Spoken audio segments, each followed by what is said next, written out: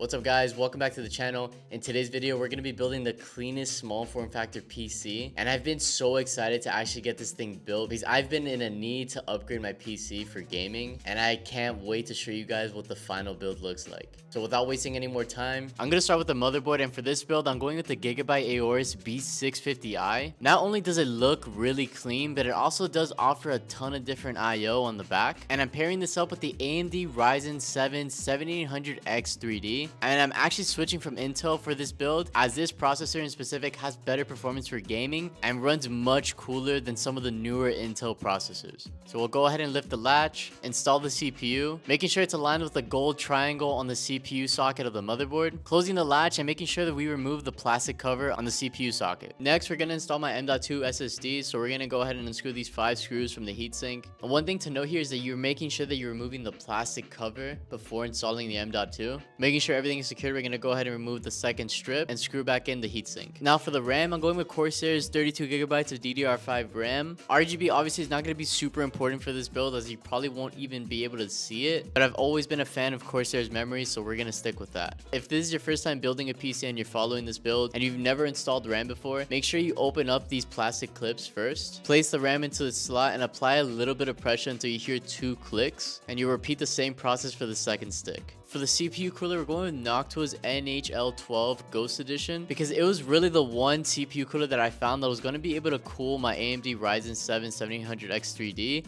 as well as be able to fit on the motherboard and in the case. And what's nice about Noctua is that they even include thermal compounds, so you don't have to spend money on it. But to get this thing installed, we're going to have to unscrew the default brackets that are already pre-installed onto the motherboard, then apply an appropriate amount of thermal compound onto the CPU. Making sure that everything is aligned, we're going to drop our CPU cooler onto the bracket, tighten the screws on the CPU cooler, and then we'll go ahead and plug in our CPU fan. So right now everything is looking really clean, but now we're going to go ahead and set the motherboard aside and bring in the case that we're going to be building in, which is the Fractal Terra. I've heard really good things about this case, from not only the way it looks, but the simplicity of actually building in it. It also features this very clean wooden panel where the power button and USB ports are at, and the most interesting part about this case is the way that you can get these side panels off, and it's through this very simple hinge design where you basically just unhinge one side and the whole panel just comes off. For the top panel, all you need to do is pull on the leather strap and it comes right off, and same goes for the other side panel. You just unhinge it and it'll come right off. Now I'm gonna go ahead and install a 120mm fan from Noctua to use it as an exhaust fan for the bottom of the PC, but I'll later find out that this is going to be causing issues with the build itself. So once I get the fan screwed in, to make things much easier, I'm going to go ahead and remove the PCIe riser bracket, and to do so it's just via 2 thumb screws and 1 regular screw on the back, and it easily detaches just like that. Now I'm going to place my motherboard onto the 4 brackets on the actual case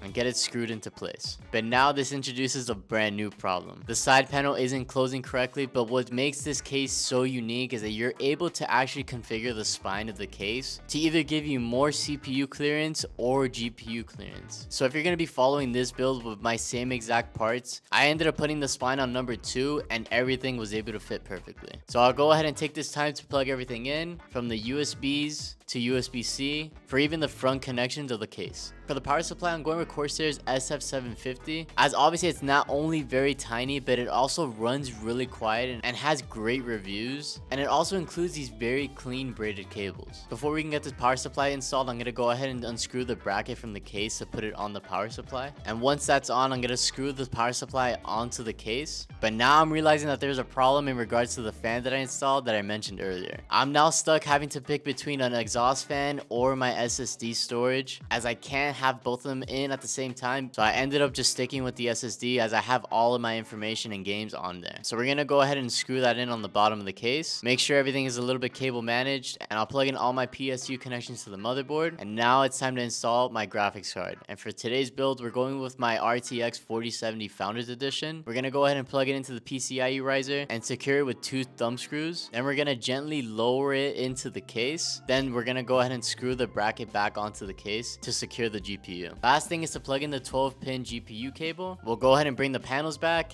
Everything is closing as it should, and the build is finally done.